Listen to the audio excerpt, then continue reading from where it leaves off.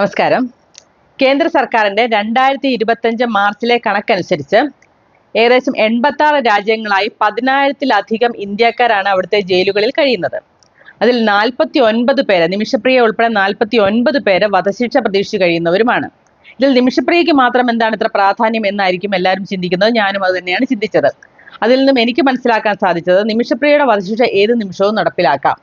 ഈ 49 പേരിൽ നിമിഷപ്രിയ പോലെ തന്നെ എല്ലാ രാജ്യങ്ങളിലും അവരുടെ മോചനത്തിനായിട്ടുള്ള ശ്രമങ്ങൾ ഇന്ത്യ നടത്തുന്നുണ്ട്. കാരണം അവിടെയൊക്കെ തന്നെ ഇന്ത്യൻ എംബസികൾ പ്രവർത്തിക്കുന്നുണ്ട്. അവർക്ക് അവരുമായിട്ട് സംസാരിക്കാനും അതിനുള്ള സാഹചര്യവും ആ പ്രതികളോടുമായിട്ട് സംസാരിക്കാനും ജയിലിൽ പോകാനും ഒക്കെയുള്ള സാഹചര്യം അവിടെയുണ്ട്. പക്ഷെ നിമിഷപ്രിയയുടെ കാര്യത്തിൽ ഇങ്ങനെ ഒരു സാഹചര്യം ഇല്ല.